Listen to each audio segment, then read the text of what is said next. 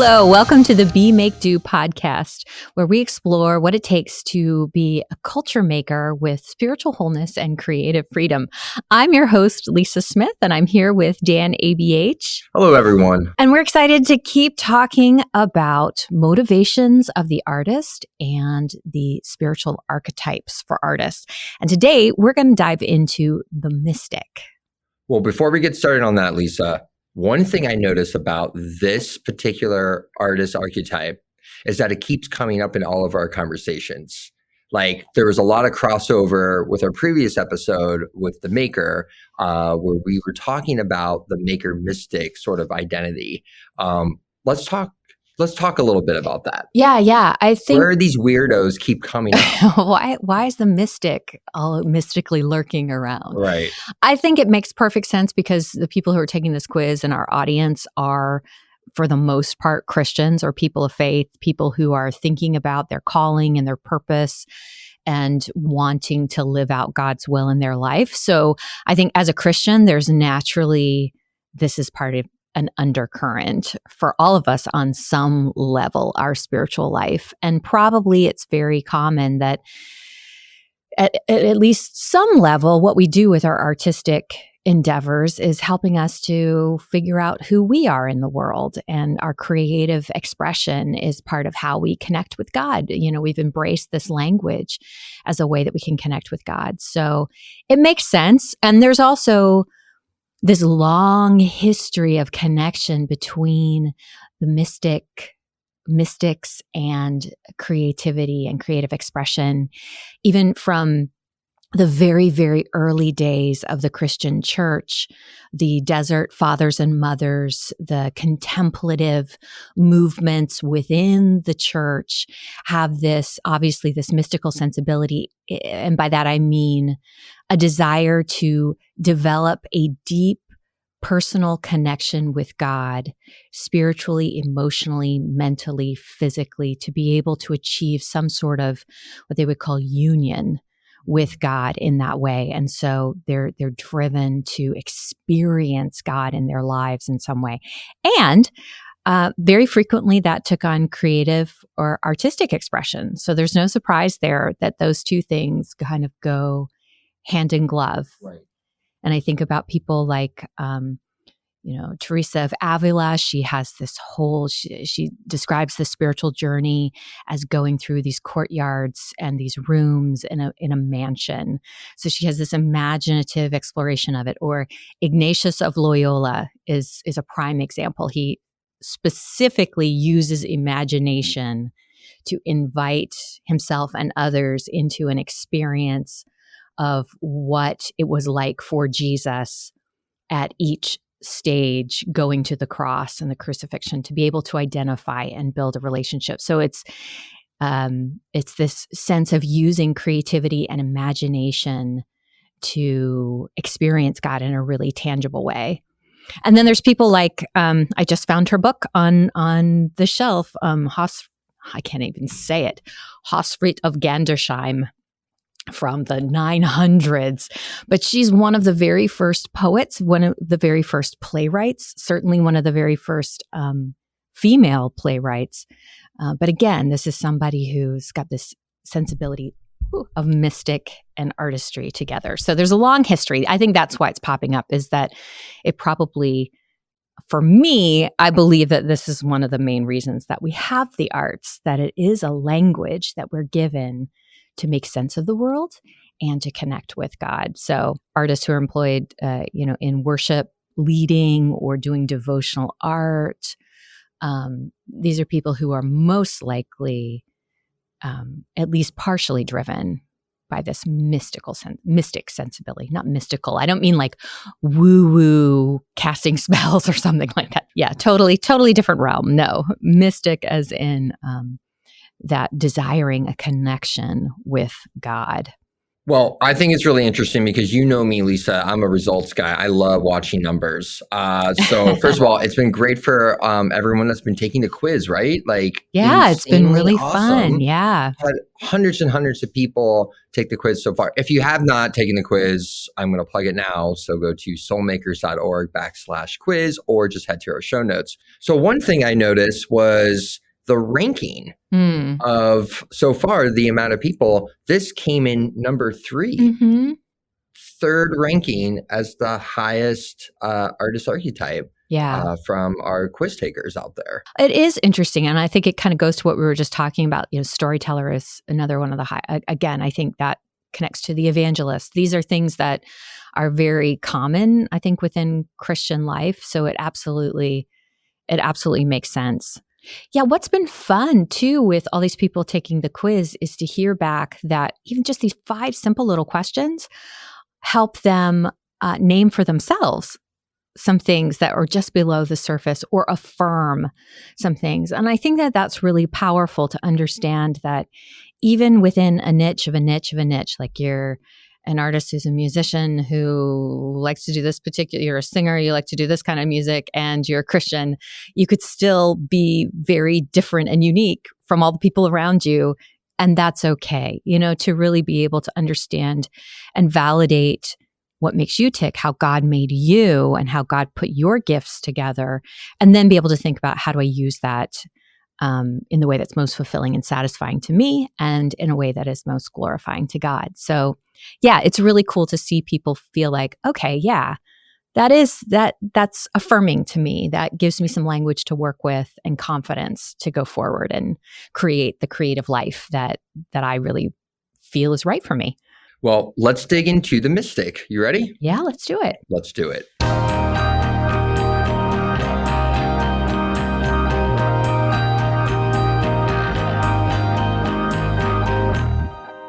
Okay, so on to the mystic then. So I'm curious, Dan, I've been kind of talking a lot in these. I'm wondering, as you've kind of looked at this, how would you describe the mystic? What have you taken away from that description? Well, at first I thought it was woo-woo, but that is definitely not. From the description, the words that pop up is grounded. They seem I'm taking a guess at this one because I am so not the mystic, by the way. Okay. I am so not the mystic. Why aren't you the mystic? I just don't think like that. I will say it seems very wise. I don't identify with this one, but I do know now that we've been doing this, I know if I met one, I'd be like, oh yeah, they're a total mistake. But I feel like there's crossover for sure, as we discussed before, that like the maker mystic, definitely. Like I feel like I know more maker mystics than I know just straight mystics. Mm-hmm. Well, I think so. This is interesting because when we're talking about these, sometimes we're talking about sort of the mature form of what somebody who is a storyteller or a mystic or an imaginative visionary, what that would look like if we're working within our strengths and we're grounded and we have all of these things in a row. And then we can also talk about it just as like reality every day, you know. And again, there are lots of different factors that go into who we are and what our personalities are and our maturity levels and our spiritual lives and that kind of stuff. But talking about motivation with the mystic, we're talking about self-expression. Really. I think freedom, and having that freedom too. Yeah, it's somebody who is motivated to create, because the creative process, the act of making, helps them process the world, process relationships, process what they believe about things, get stuff out, you know, that's just in your head. It helps them to express things. I actually think, I wonder actually if the lead singer of your band, if Rachel is a mystic, actually. For sure. Because I think some songwriters, visual artists, people who create because they have something inside of them that they need to get out and express because that's how they make sense of the world. That's kind of the key definition for the mystic archetype. Now, what we also then are talking about is, so let's say that self-expression and making sense of the world is how and why you're creating. Well, self-expression is something that was very important, especially in the visual arts for a long time. I need to be free to express myself. And we still talk about that as artists and creatives. And that's great. And that's true. Sure, that's good. But if that's your primary motivation, then, and this kind of gets a little bit actually into the challenges, if self-expression is your primary focus, then I would argue that what self you're expressing matters deeply. So this is where the need to really have a deep sense of spiritual grounding and community, to pay attention to that your life's work is not just a continuous rehashing of the hurts over and over and over again, and self-indulgent. That's really easy for us to get into. Like, it feels good to nurse those wounds again and again, which sometimes that's really helpful. Sometimes, like, you showing that part of yourself is really meaningful for an audience, or it's important to get that out. But I guess as a Christian, I think it is worth really thinking about, am I going somewhere? Am I growing? Right. Am I developing and maturing spiritually? And then how is that showing up in my work as well? Now, if your self-expression is just for, you really are just creating in your bedroom for yourself, by yourself, that is absolutely fine. And there is nothing wrong with that. And that's great. But if you think that your work should matter to other people, or you would like it to matter to other people, then it is important to consider your audience on some level. Not that you're creating for them, but I think of it as having respect for them. Like, what is going to be meaningful and valuable about what you are sharing? And understanding that as we put things out there into the world, that they do affect people. They can affect people in great ways. And so that's where the spiritual grounding piece and the paying attention to and understanding the power of what we create. But then on the other side is also the craftsmanship piece. So I think this is probably for some mystics, one of the bigger challenges. And I'm not talking about Rachel, by the way, as we're talking about all of this. She's just an example that I thought of right off the bat of somebody who's really expressive. Yeah, that was a great example. And I think she does, you see her journey through her music, and that's part of what makes it powerful as well, is like her audience kind of travels along with her, because everybody's growing at the same time and experiencing new things together. And that's what, why people stay with bands, for long periods of time, because it's like, you're expressing what I feel, you get it, you get me, and we grow and move together. And for those who don't know, I can do a shameless band plug now. Rachel, who Lisa is talking about, is the lead singer and main songwriter of my band, Flower Bomb, based in the Washington, D.C. area. Exactly. Woo! A very celebrated band with an excellent producer, right? But this, so we'll just continue on with that kind of as an example. You guys are well celebrated. You have earned a lot of recognition. You have a lot of people who really enjoy your music and support your music. You've won awards. There is a high attention to craftsmanship within that. So you guys could just play in somebody's garage or in the studio here forever and never play for other people, never release anything. It can be sloppy. It can just be your self-expression, and that's fine. But in order to engage an audience in a way, it's far more powerful, that message, that connection, that aha moment, that sense of, oh my gosh, what this feels right to me. This is what I need to turn on this music, because I need to feel these things right now, or I need to process this, or I need to feel good right now, or I need to feel bad, I need to cry right now, whatever it is. If it's not done well, it's not going to do it for me. You're not going to help me have that experience. So that's where the mystic, that self-expression can turn into helping other people also connect with God. When we talk about spirituality, we're talking about a piece of ourselves that everybody has, that has to do with how you believe the world operates and where goodness comes from, and why your life matters, and why it matters to connect to other people, and what the world should be like. These are spiritual questions that everybody has. Yeah. As Christians, we have the perspective that this comes from God, from Jesus. This is the path.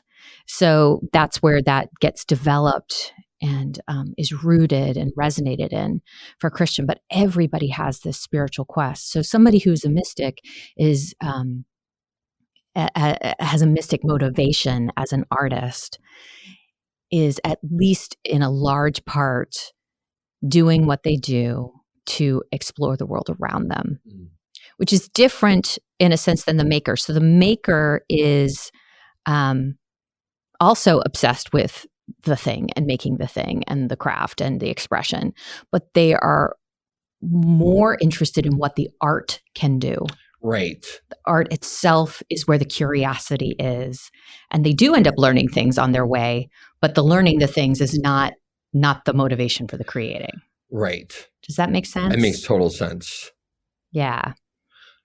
So here's something that's interesting that I was thinking about. My friend Kate, I call her my friend because I really like her, but she's somebody that I've admired for a long time. She's an artist.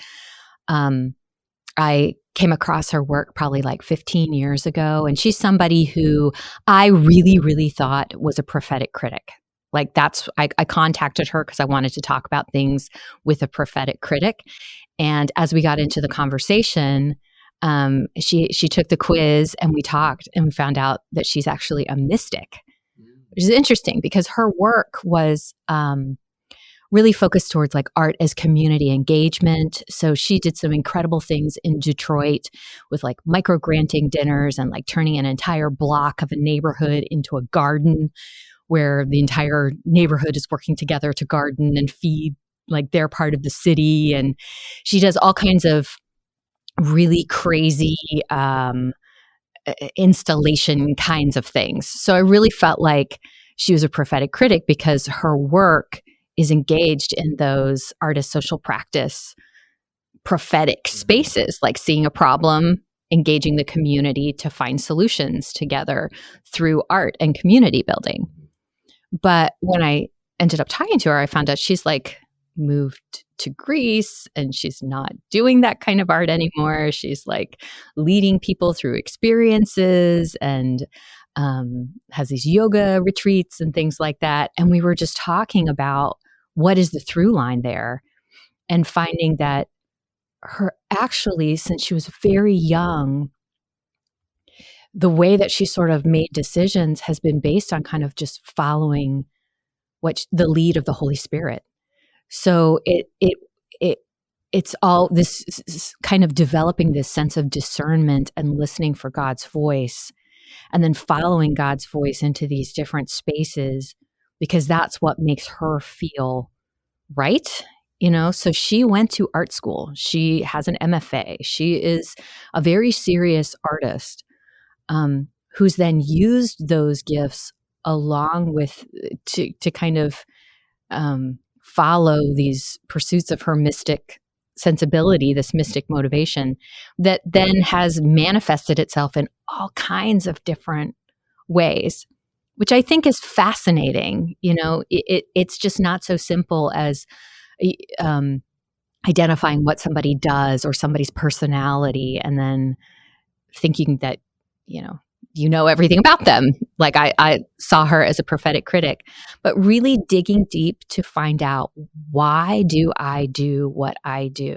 So when we dug deeper with her, we found that the same things that she's doing now with leading yoga retreats and travel experiences for people, she's doing the same thing she was doing in Detroit when she was building gardens for the community. She was creating environments where people could have an experience that lifted them out of the everyday to connect them to something bigger. And for her, it was following what God was leading her to do in the given moment. And I think that she is an example of somebody who is in this mature space. I think about Mandy Smith, who we've interviewed several times on the podcast as well. She's a writer, but every time you ask her about why she writes because she needs to make sense of something. Right. And then she thinks, well, maybe this will help somebody else make sense of things. It's very different than starting from a place of, I want to help this person understand this and I understand how to do it, so I'm going to tell you how. It's a very different thing. And again, I just want to say this one more time, like this is not about psychoanalyzing anybody or, helping people fix their problems or whatever. It's just simply to try to help us to think about why we create as a starting point. How did God wire you? Mm-hmm. And to believe that God did that on purpose. It's not, you don't have to fight against your natural instincts and your natural motivations. God did that on purpose. So when you own that and okay, for me, making art is about figuring out the world, making sense of the world. It's how I feel closer to God. Then I have to be very conscious about what work I do for other people. If I am going to work in a church, this can be a tricky one. Like have a mystic sensibility and I want to do that with the church, but you're working with a congregation that really isn't interested in going that deep or isn't interested in your journey, or it really isn't, then you just have to let that go. Or you have to say, okay, this work over here is not about my personal exploration. It's in service to something else. Or if you want to make money, as a mystic, you may not really care very much about craft. You may be very happy with a table full of scraps of this and that and the other thing, and you create something and it's like it's like journaling, and that's great. But if you want to make money off of it, then you are going to need to take the time to take some art classes, to get better at photography, to understand how to do things in a way that is aesthetically pleasing, correct, right, for whatever audience you're trying to sell to, and not get frustrated by those things. Be very clear about what you're doing in each of those spaces. And also, once again, and I'm finding myself saying this over and over again, of not feeling the pressure that you have to make money from your artistic endeavors. I think that there's something much, much bigger and much more everyday value, because the arts are the spiritual language. So wherever it is that you feel led and motivated and kind of created to create, that's the place that you need to pour your energy into and trust that that is a space that God is going to fill in whatever way he intends. So yeah, that's the Mystic. Okay, great. Well, on our next episode of the Be Make Do podcast, we're going to talk with Jakari Sherman, who's a dancer and choreographer, an incredible person who has had a unique journey from no dance experience to being the choreographer for Step Africa and the founder of Ordered Steps, a nonprofit devoted to stepping as youth outreach and community development. He's a fascinating person with a wonderful conversation, and I really hope you'll join us. Awesome. Can't wait for that. All right. We'll see you next time. Thanks for listening to Be Make Do, a Soulmakers podcast. All links and resources are located in our show notes. Want to know your artist archetype? Take the quiz at soulmakers.org/quiz.